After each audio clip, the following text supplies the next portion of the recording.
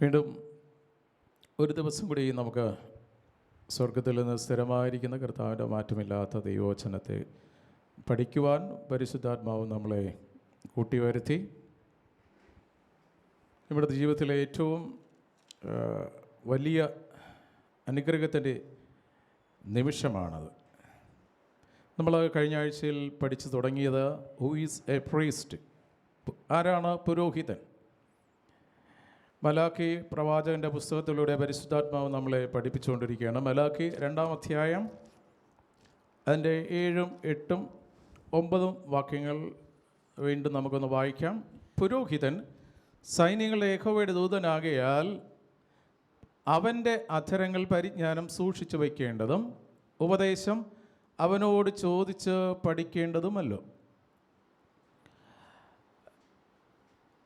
അതിനോട് കണക്ട് ചെയ്ത് നമുക്ക് ഒരു വചനം കൂടെ വായിക്കാം. ലെവ്യരുടെ പുസ്തകം 10-ാം അധ്യായം, ലെവ്യർ 10 അതിൻ്റെ 11-ാമത്തെ വാക്യം ഒന്ന് വായിക്കാം. യഹോവ മോശ മുഖാന്തരം ഇസ്രായേൽ മക്കളോട് കൽപ്പിച്ച സകല പ്രമാണങ്ങളും അവരെ ഉപദേശിക്കേണ്ടതിനും ആകുന്നു. അപ്പോൾ ലെവ്യർ വർഗം പുരോഹിത വർഗമാണ്. അവർക്ക് ദൈവം ഏൽപ്പിച്ചിരിക്കുന്ന ഒരേ ഒരു ബിസിനസ് അല്ലെങ്കിൽ ഒരേ ഒരു കാര്യം, ഒരേ ഒരു പ്രവൃത്തി, വേറെ ഒരു എക്സ്ട്രാ വർക്കുമില്ല. ദൈവം പറഞ്ഞ വചനം ജനത്തിന് വായിച്ച് കേൾപ്പിച്ച് ആ പ്രമാണത്തിലൂടെ ജനത്തെ നടത്തുക എന്നുള്ള ഒറ്റ വിളി മാത്രമേ പുരോഹിതനുള്ളൂ. ആ വചനം ഒന്നുകൂടെ വായിക്കാം. ലെവ്യർ 10:11. യഹോവ മോശ മുഖാന്തരം ഇസ്രായേൽ മക്കളോട് കൽപ്പിച്ച സകല പ്രമാണങ്ങളും അവരെ ഉപദേശിക്കേണ്ടതിനും ആകുന്നു. ഹല്ലേലൂയ. അപ്പോൾ പുരോഹിതൻ സൈന്യങ്ങളുടെ യഹോവയുടെ ദൂതനാകയാൽ അവൻ്റെ അധരങ്ങൾ പരിജ്ഞാനം സൂക്ഷിച്ചു വയ്ക്കേണ്ടതും ഉപദേശം അവനോട് ചോദിച്ച് പഠിക്കേണ്ടതുമല്ലോ. അപ്പോൾ കർത്താവിനോട് ഉപദേശം ചോദിച്ച് പഠിച്ചില്ലെങ്കിൽ ഒരു കാര്യം സംഭവിക്കും. അത് വ്യക്തമായി ഹോശേയയുടെ പുസ്തകം 4-ാം അധ്യായം 6-ാം വാക്യം നമുക്ക് വളരെ സുപരിചിതമായ ഒരു വാക്യമാണ്. പക്ഷെ അതിൽ ഒരു കാര്യം പ്രത്യേകം ശ്രദ്ധിക്കാനുണ്ട്. ഹോശേയ 4:6 പരിജ്ഞാനമില്ലാത്തതിനാൽ എൻ്റെ ജനം നശിച്ചു പോകുന്നു. പരിജ്ഞാനമില്ലായ്ക എന്ന് പറഞ്ഞാൽ ഒന്നിനെക്കുറിച്ച് ഒരറിവില്ല.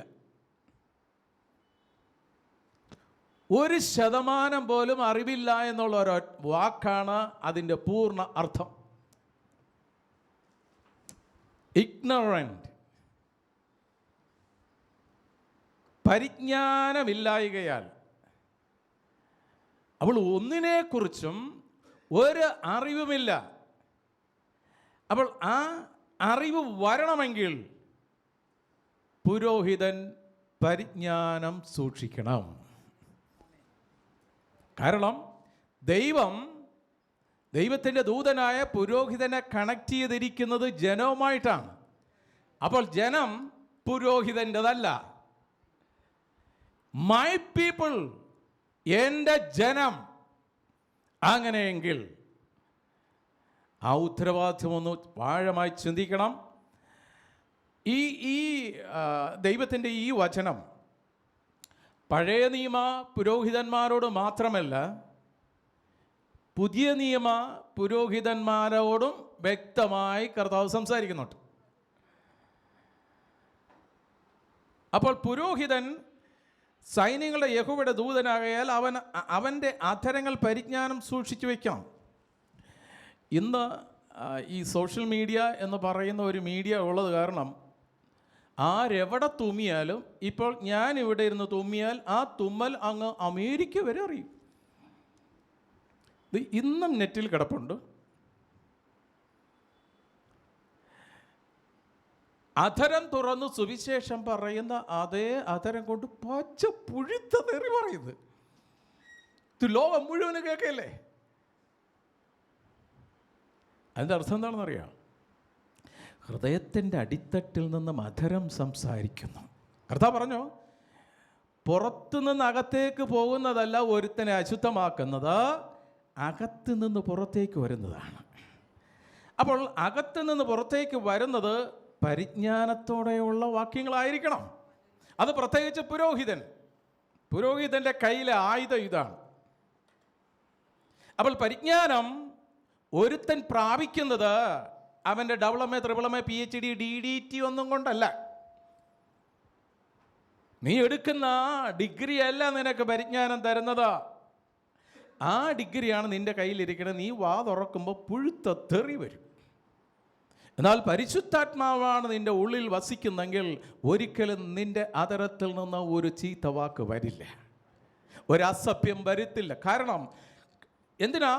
വ്യക്തമായിട്ട് എഫേസ്യ ലേഖനം 4-ാം അധ്യായം 29-30 വാക്യങ്ങളിൽ പരിശുദ്ധാത്മാവ് വ്യക്തമായിട്ട് പറഞ്ഞിട്ടുണ്ട് എങ്ങനെ സംസാരിക്കണമെന്ന്. എഫേസ്യ ലേഖനം 4:29-30. കേൾക്കുന്നവർക്ക് കൃപ ലഭിക്കത്തക്കവണ്ണം ആത്മീക അഭിവൃദ്ധിക്ക് ഉതകുന്ന നല്ല വാക്കല്ലാതെ ആകാത്തതൊന്നും നിങ്ങളുടെ വായിൽ നിന്ന് വരരുത്. യാതൊരു ദുഷിച്ച വാക്കും നിങ്ങളുടെ വായിൽ നിന്ന് പുറപ്പെടരുത്. അപ്പോൾ വളരെ വ്യക്തമാണ്. എഫേസ്യ ലേഖനം സഭയുടെ അകത്തുള്ളവർക്ക് വേണ്ടിയാണ്, പുറത്തുള്ളവർക്ക് വേണ്ടിയല്ല. സഭയുടെ അകത്തുള്ളവൻ, വിശ്വാസിയായാലും സഭയ്ക്ക് നേതൃത്വം കൊടുക്കുന്നവനായാലും, അവൻ അധരം തുറന്ന് സംസാരിക്കുമ്പോൾ കേൾവിക്കാർക്ക് ആത്മീയ വർധന ഉണ്ടാകണം. അപ്പോൾ ഈ സോഷ്യൽ മീഡിയ എന്ന് പറയുന്ന ഒരു കാര്യം ക്രിസ്ത്യാനിക്ക് വേണ്ടി മാത്രമുള്ളതല്ല. ലോകത്തുള്ള സകല ജനങ്ങളും അത് തുറന്ന് വായിക്കുന്നതാണ്. സോഷ്യൽ മീഡിയ ഇപ്പോൾ ഒരു തുറന്ന പുസ്തകം പോലെയായി. അതിൻ്റെ അകത്ത് നീ സംസാരിക്കുമ്പോൾ, നീ ലൈവായി അതിൻ്റെ അകത്ത് വരുമ്പോൾ, നീ ഈ പുസ്തകം എടുത്ത് പ്രഘോഷിക്കുന്നവനാണെങ്കിൽ പരിജ്ഞാനത്തോടെ സംസാരിക്കണം. കാരണം ഒരാത്മാവിനെ സഭയിലേക്ക് കൊണ്ടുവരുന്നത് പാസ്റ്ററോ വിശ്വാസിയൊന്നുമല്ല, പരിശുദ്ധാത്മാവാണ്. ആ സഭയുടെ അകത്ത് കൊണ്ടുവന്നവനെ എൻ്റെ പരിജ്ഞാനമില്ലാത്ത സംസാരത്തിൽ ഒരുത്തൻ ഇടറിപ്പോയാൽ ആ ആത്മാവിനെ വില നീ കൊടുക്കേണ്ടതായിട്ട് വരും. അതുകൊണ്ട് അങ്ങോട്ട് ഇങ്ങോട്ട് കരങ്ങളോട് പരിജ്ഞാനത്തോടെ സംസാരിക്കണമെന്ന് പറയാം. സ്തോത്രം. ദൈവമക്കളെ സംബന്ധിച്ചുള്ള വാകേറിയ വലിച്ചു കയറിയൊന്നും സംസാരിക്കാൻ പറ്റില്ല. പുരോഹിതൻ തറ രീതിയിൽ സംസാരിക്കാൻ പറ്റില്ല. ഈ കഴിഞ്ഞ ദിവസമൊക്കെ നമ്മൾ സോഷ്യൽ മീഡിയയിൽ കണ്ടു പുരോഹിതന്മാരെ കുറിച്ച്. ലക്ഷക്കണക്കിന് പുരോഹിതന്മാർ സഭയിലുണ്ട്. അതിൽ കുറച്ച് പേര് വിരലേ ഉള്ളാവുന്ന ഈ ഒരു പിടി പുരോഹിതന്മാരെടുത്തോ അവർ തെറ്റിപ്പോയവരാണ്, ഇനിയും തെറ്റും. പക്ഷേ ഒരു വ്യക്തിക്ക് തെറ്റുപറ്റി എന്ന് കരുതി, അല്ലെങ്കിൽ കുറേ വ്യക്തികൾക്ക് തെറ്റുപറ്റി എന്ന് കരുതി എല്ലാവരെയും താറടിച്ച് കാണിക്കുന്ന ഒരു മീഡിയയുടെ മധ്യത്തിലാണ് നമ്മളൊക്കെ ജീവിക്കുന്നത്. മുൻപൊക്കെ ഇങ്ങനെ എന്തെങ്കിലുമൊക്കെ ഉണ്ടായാൽ അത്ര ധൈര്യത്തോടെ പൊതുവായിട്ട് വന്ന് ആരും സംസാരിക്കാറില്ല. ഇപ്പോൾ അതിൻ്റെ അർത്ഥം കല്ലെറിയാനും തുണിപൊക്കി കാണിക്കാനും ഒക്കെ ഇടം കൊടുത്തിട്ടാണ്.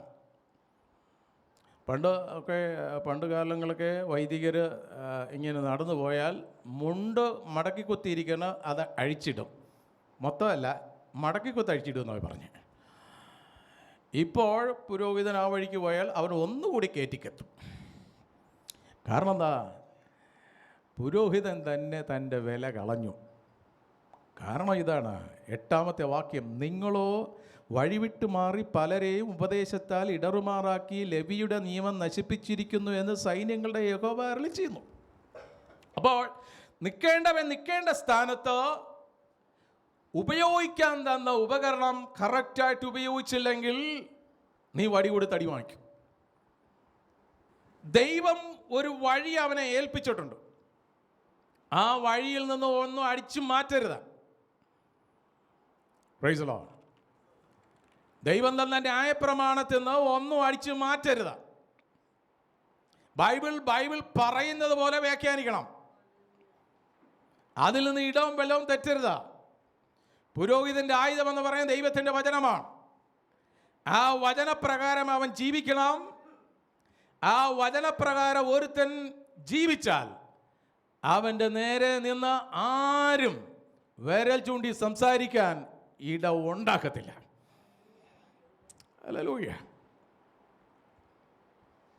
എനിക്ക് ഓർമ്മയുണ്ട്, കപ്പൂച്ചിൻസിലെ ഒരു പ്രായം ചെന്ന അച്ഛൻ ഒരു പള്ളിയിൽ ധ്യാനിപ്പിക്കാൻ ചെന്നു. ആ പള്ളിയിൽ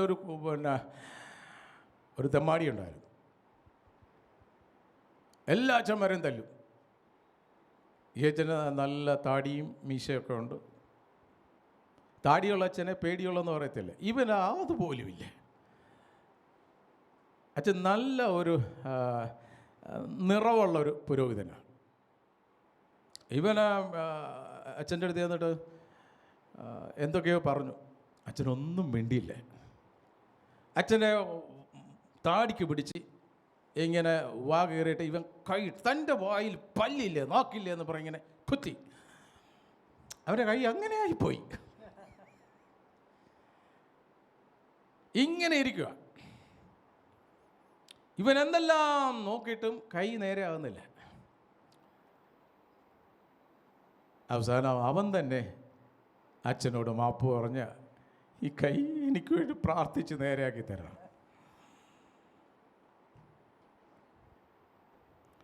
ഫുൾജിൻ എന്നാണ് അച്ഛൻ്റെ പേര്. അച്ഛൻ പ്രാർത്ഥിച്ച് അവൻ്റെ കൈ നേരെയായി. അപ്പോൾ കൃപയുള്ളവരുമുണ്ട്, കൃപയില്ലാത്തവരുമുണ്ട്. ഒരു പുരോഹിതൻ്റെ കാല് പൊക്കി തൊഴിച്ച്, ഈ ചിലർക്കൊരു പേടിയുണ്ട്, അച്ഛന്മാർ ശപിച്ചാൽ ആ ശാപമൊക്കെ ഒന്ന്. അച്ഛന്മാർക്ക് ശപിക്കാനൊന്നും ദൈവം ഒരു വരവും കൊടുത്തിട്ടില്ല. സ്തോത്രം.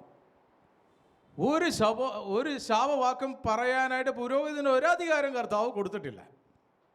മനുഷ്യൻ്റെ പേടിയാണ്. ഇവൻ്റെ അന്ത്യം വരെ ഇവൻ്റെ 1, 2, 3 ഒക്കെ നിന്നുകൊണ്ട് തന്നെ എടുത്തത്. അവന് ഇരിക്കാൻ പറ്റില്ല. പിന്നെ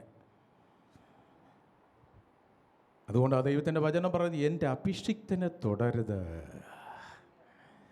അപ്പോൾ അഭിഷിക്തൻ ദൈവത്താൽ അയക്കപ്പെട്ടവനാണെങ്കിൽ അവൻ്റെ ജോലി ഈ പുസ്തകം വളച്ചൊടിക്കാതെ ബൈബിൾ പറയുന്ന പോലെ വ്യാഖ്യാനിക്കണം.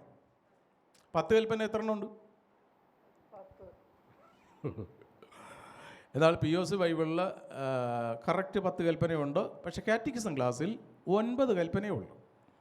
ഈ 9 കൽപ്പന പിന്നെ എങ്ങനെ 10 കൽപ്പനയാക്കി? 10 കൽപ്പന, 10ാമത്തെ കൽപ്പന കുറച്ച് നീളമുള്ള കൽപ്പന ഏതോ വെട്ടിയെടുത്ത് മുന്നോട്ടിട്ട് അഡ്ജസ്റ്റ് ചെയ്ത് 10 ആക്കി. 2ാമത്തെ കൽപ്പന അടിച്ച് മാറ്റി 1ൻ്റെയും രൂപം നിർമ്മിക്കരുതെന്ന ദൈവത്തിൻ്റെ പ്രമാണമാണ്. അതാണ് 2ാമത്തെ കൽപ്പന.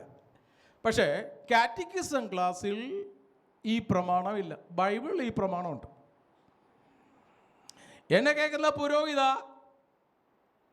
നീ കർത്താവിൻ്റെ പുരോഹിതനാണെങ്കിൽ അടിച്ചു മാറ്റിയത് നീ കാണുമ്പോൾ അതിനോടൊപ്പം നിൽക്കാതെ ഇത് തെറ്റാണെന്ന് നീ പഠിപ്പിക്കും. അങ്ങനെയാണ് ജനത്തിൻ്റെ അജ്ഞത മാറുന്നത്. എൻ്റെ ജനം അജ്ഞത മൂലം നശിച്ചു പോകുന്നു. അപ്പോൾ ജനം നശിക്കുന്നത് എൻഡോസൾഫാൻ തലേ വീണത് കൊണ്ടൊന്നുമല്ല. കറക്റ്റായിട്ടുള്ള വചനം നീ പഠിപ്പിച്ചില്ലെങ്കിൽ എൻഡോസൾഫിനേക്കാൾ ഭയങ്കരമായിട്ടുള്ള വിഷമായിരിക്കും നീ ജനത്തിൻ്റെ മേൽ കുത്തിവെക്കുന്നത്. അതുകൊണ്ട് വഴിവിട്ടുമാറാക്കി. കഴിഞ്ഞ ദിവസം ഞാൻ കാണിച്ചു തന്നു ഏതെല്ലാം സമയത്ത് ഏതെല്ലാം രീതിയിൽ സഭയുടെ അകത്ത് കർത്താവിൻ്റെ വചനത്തിൽ നിന്ന് വഴിതെറ്റിച്ച ഉള്ള പഠിപ്പിക്കൽ കടന്നുകൂടി എന്ന് കഴിഞ്ഞ ആഴ്ച നമ്മൾ ചിന്തിച്ചു. എൻ്റെ 9ാമത്തെ വാക്യത്തിലേക്ക് വരാം. അങ്ങനെ നിങ്ങൾ എൻ്റെ വഴികളെ പ്രമാണിക്കാതെ ന്യായപാലനത്തിൽ പക്ഷാഭേദം കാണിച്ചതുകൊണ്ട് ഞാനും നിങ്ങളെ സകല ജനത്തിനും നിന്ദിതരും നീചരുമാക്കി ഇരിക്കുന്നു. വായിക്കാം. അങ്ങനെ നിങ്ങൾ എൻ്റെ വഴികൾ അനുസരിക്കാതെ ന്യായപാലനത്തിൽ പക്ഷപാതം കാണിച്ചതുകൊണ്ട് ഞാനും നിങ്ങളെ സകല ജനത്തിനും നിന്ദിതരും അപമാനിതരുമാക്കിയിരിക്കുന്നു. അപ്പോൾ 5 പാവങ്ങളാണ് ഈ ഭാഗത്ത് സംഭവിച്ചിരിക്കുന്നത്. 8ാമത്തെ വാക്യത്തിൽ പുരോഹിതന്മാരുടെ 5 പാവങ്ങൾ. 1, നിങ്ങളോ വഴിവിട്ടകന്ന്. 1, വഴിവിട്ടുമാറി. അപ്പോൾ കർത്താവിൻ്റെ വചനം 32ാം അധ്യായം സങ്കീർത്തനങ്ങൾ 32 അതിൻ്റെ 8ാമത്തെ വാക്യം ഒന്ന് വായിച്ചേ. സങ്കീർത്തനങ്ങൾ 32:8. നടക്കേണ്ടുന്ന വഴി കർത്താവ് കാണിച്ചു തരും. ആ വഴിക്കാണ് നീ പോകേണ്ടത്. ഞാൻ നിന്നെ ഉപദേശിച്ച് നീ നടക്കേണ്ട വഴി നിന്നെ അഭ്യസിപ്പിക്കാം. അപ്പൊ ദൈവത്തിൽ നിന്ന് ഉപദേശം പ്രാപിച്ച് നീ നടക്കേണ്ടുന്ന വഴി, ദൈവത്തിന്റെ വചനപ്രകാരം നടക്കേണ്ടുന്ന വഴിയുണ്ട്. ആ നടക്കേണ്ടുന്ന വഴി ദൈവം കാണിച്ചു തരും. ദൃഷ്ടി വെച്ച് ഞാൻ നിന്റെ മേൽ ദൃഷ്ടി വെച്ച് നിന്നെ ഉപദേശിക്കാം. അപ്പോൾ ഒന്നാമത്തെ പാപം വഴിവിട്ട് മാറി. ഇന്നും ഇത് കരിസ്മാറ്റിക് മൂവ്മെന്റ് വന്നതോടുകൂടി ജനം സത്യം അറിഞ്ഞു തുടങ്ങി. ഹല്ലേലൂയ. കേരളത്തിലെ പോട്ടയിലെ പുരോഹിതന്മാരെ കർത്താവ് എടുത്തുപയോഗിച്ചത്, എൻ്റെ പൊന്നച്ചന്മാരെ, പോട്ടയിൽ ധ്യാന കേന്ദ്രത്തിൽ ഇരിക്കുന്ന പൊന്നച്ചന്മാരെ, സത്യം മറച്ചു വെക്കാനല്ല, സത്യം തുറന്നു പറയാനാ. പോട്ടയിലെ ധ്യാന കേന്ദ്രത്തിൻ്റെ ആരംഭ കാലഘട്ടത്തിൽ ശുദ്ധ സത്യവചനമായിരുന്ന ഏക മധ്യസ്ഥൻ യേശുക്രിസ്തു. അവിടെ പഠിപ്പിച്ചത് തിരുവചന സത്യം. രക്ഷ മറ്റൊരുത്തനിലുമില്ല. ഇന്ന് മറ്റൊരുത്തനിലും രക്ഷയില്ല എന്ന് പറയുന്നുണ്ട്. അത് പറഞ്ഞതിന് ശേഷം വിശുദ്ധ അന്തോനീസേ ഞങ്ങൾക്ക് വേണ്ടി എന്നും പ്രാർത്ഥിക്കുന്നുണ്ട്. അപ്പം എന്തിനാണ് ഈ രണ്ടുപേര് കർത്താവിനോട് പ്രാർത്ഥിച്ച് തീർന്ന അതേ നാവ് വായിലിട്ടില്ല. അപ്പോഴത്തേക്കും നൊവേന തുടങ്ങിക്കഴിഞ്ഞു. നൊവേനൊക്കെ പുരോഹിതന്മാരുടെ തലേന്ന് വരുന്ന ഗുസ്തിയ. സ്തോത്രം.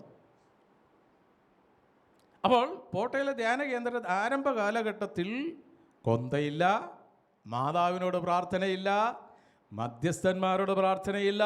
മധ്യസ്ഥനോട് മാത്രമേ പ്രാർത്ഥന ഉണ്ടായിരുന്നുള്ളൂ. ഒരു ക്രൂശിത രൂപം മാത്രമേ ഉണ്ടായുള്ളൂ. അപ്പോൾ ജനം സത്യം അറിഞ്ഞു. കരിസ്മാറ്റിക് മൂവ്മെന്റ് വന്നതോടുകൂടി ജനങ്ങളുടെ കയ്യിൽ ബൈബിൾ കിട്ടിത്തുടങ്ങി, ദൈവത്തിൻ്റെ വചനം കിട്ടിത്തുടങ്ങി. ജനങ്ങൾ വചനം വായിക്കാൻ തുടങ്ങി. കറക്റ്റായിട്ടുള്ള പരിശുദ്ധാത്മാവിൻ്റെ ആലോചന പ്രകാരം മാത്രം ബൈബിൾ വ്യാഖ്യാനിച്ചു തുടങ്ങി. അതിൻ്റെ റിസൾട്ട് എന്തായിരുന്നെന്ന് അറിയാവോ? ഇടവക പള്ളികളിൽ നേർച്ച വീഴൽ കുറഞ്ഞു. പെരുന്നാളിന് ആൾക്കാരില്ല, നോവേനക്ക് ആൾക്കാരില്ല. ഇതിൻ്റെ റൂട്ട് കോസ്, ഇതെവിടുന്ന് വന്നു എന്നുള്ള ഒരു പഠനം തൃശ്ശൂർ രൂപതയിലെ അച്ഛന്മാർ സർവേ നടത്തിയപ്പോൾ ചെന്ന് നിൽക്കുന്നത് പോട്ടയിലെ ധ്യാന കേന്ദ്രത്തിലാണ്. അന്ന് ജീവിച്ചിരുന്ന കുണ്ടുകുളം ബിഷപ്പിനോട് കംപ്ലൈൻ്റ് ചെയ്തു.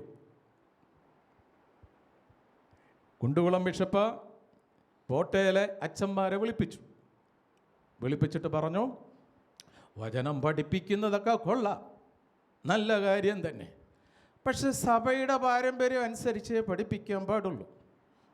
മാതാവിനോട് പ്രാർത്ഥന വേണം, കൊന്ത വേണം, മധ്യസ്ഥ പ്രാർത്ഥന വേണം. തിരിച്ചു പഠിപ്പിക്കാൻ തുടങ്ങി. അങ്ങനെയാണ് സത്യം അറിഞ്ഞു വന്ന ജനം വീണ്ടും തിരികെ പോയി. അദ്ദേഹം പറഞ്ഞത്, നിങ്ങൾക്ക് എൻ്റെ രൂപതയിൽ പ്രവർത്തിക്കണമെങ്കിൽ ഇതേപോലെ പഠിപ്പിക്കണം. Praise the Lord. ആ കാലഘട്ടത്തിൽ ഈ വചനത്തിൻ്റെ സത്യമറിഞ്ഞ 99% ആൾക്കാരും ഇന്ന് പെന്തക്കോസ് അനുഭവത്തിലാണ്. വൈ? ജനത്തിന് സത്യം എന്താണെന്നറിഞ്ഞ. പിന്നെ ആര് നിന്നെ ഇതിൽ നിന്ന് മാറ്റി?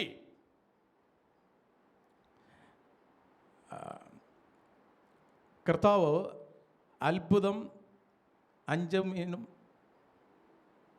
2 മീനും 5 അപ്പം കൊണ്ട് എത്ര പേരെ പോറ്റി? 5000 പേര്. എത്ര കോട്ട ബാക്കി വന്നു? 12 കോട്ട. എത്ര അപ്പോസ്തലന്മാരുണ്ട്? 12 പേര്. ഈ അത്ഭുതം നടക്കുന്നതിന് മുമ്പ് കർത്താവ് പറഞ്ഞ, നിങ്ങൾ ഇവർക്ക് ഭക്ഷിക്കാൻ കൊടുക്കും. അവർ നമ്മുടെ കയ്യിലൊന്നുമില്ല.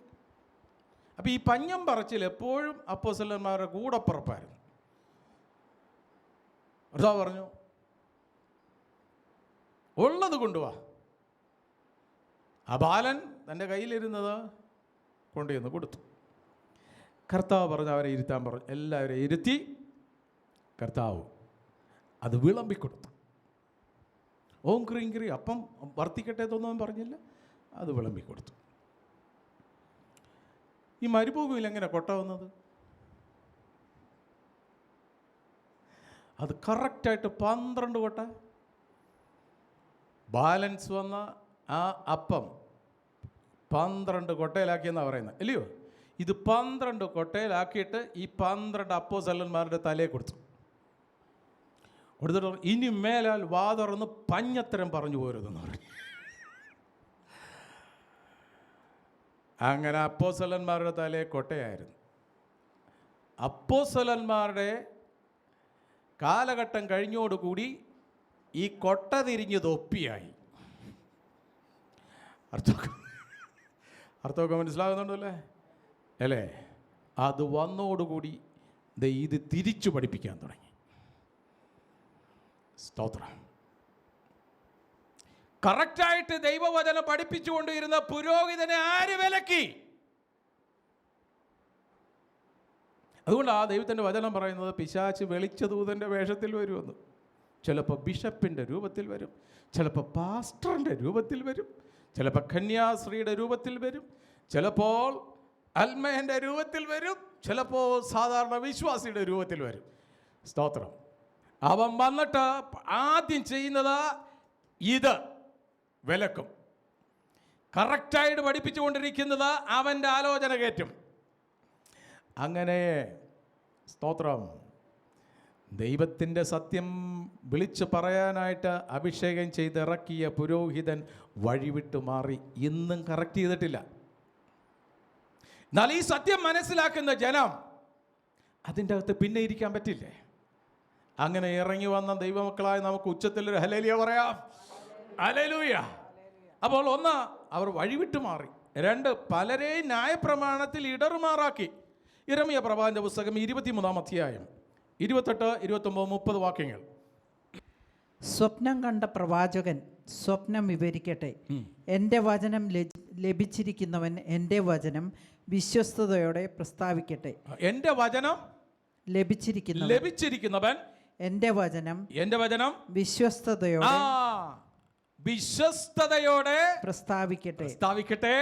വൈക്കോലും ഗോതമ്പും തമ്മിൽ എന്ത് ബന്ധം എന്ന് യഹോവ അരുളി ചെയ്യുന്നു. എൻ്റെ വചനം തീ പോലെയും പാറയെ പിളർക്കുന്ന ചുറ്റിക പോലെയും അല്ലയോ എന്ന് യഹോവ അരുളി ചെയ്യുന്നു. അതുകൊണ്ട് അന്യോന്യം എൻ്റെ വചനങ്ങൾ മോഷ്ടിക്കുന്ന പ്രവാചകന്മാർക്ക് ഞാൻ എതിരായിരിക്കുന്നു എന്ന് യഹോവ അരുളി ചെയ്യുന്നു. അപ്പോൾ ദൈവത്തിൻ്റെ വചനം അടിച്ചു മാറ്റുന്ന പ്രവണത ഇന്നുമുണ്ട്. കർത്താവ് വരാൻ ഇനി അധികം സമയമില്ല ഈ കാലഘട്ടത്തിലും. എങ്കിലും സത്യമായിട്ട് നീ പറ. സത്യം കണ്ടവൻ സത്യം പറയട്ടെ, സ്വപ്നം കണ്ടവൻ സ്വപ്നം വ്യാഖ്യാനിക്കട്ടെ എന്നാ പറഞ്ഞ, അടിച്ചു മാറ്റാൻ പറഞ്ഞിട്ടില്ല. Praise the Lord.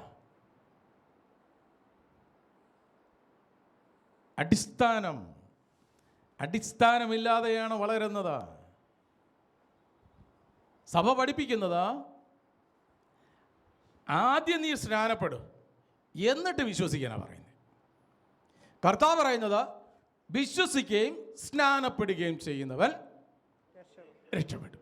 പക്ഷെ സഭ പഠിപ്പിക്കുന്നത് സ്നാനപ്പെടുകയും വിശ്വസിക്കുകയും ചെയ്യുന്നവൻ.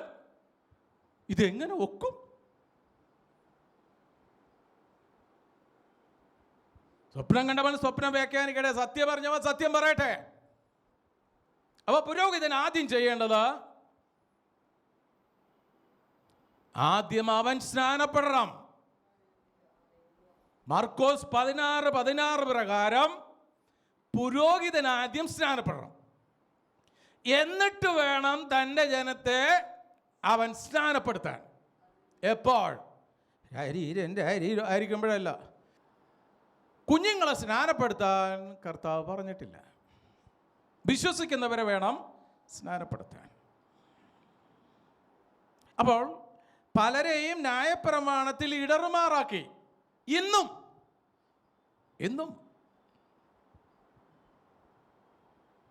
ലക്ഷക്കണക്കിന് പുരോഹിതന്മാർ കത്തോലിക്ക സഭയിലുണ്ട്.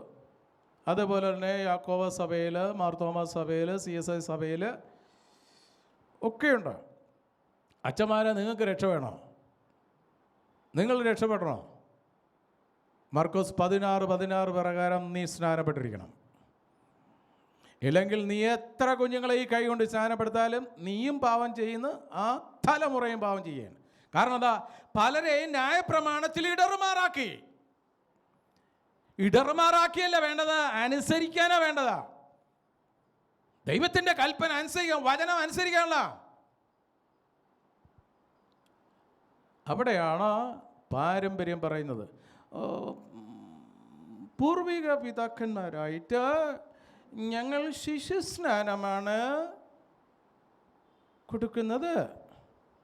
ആണോ? ഇതാര് പഠിപ്പിച്ചു നിന്നെ?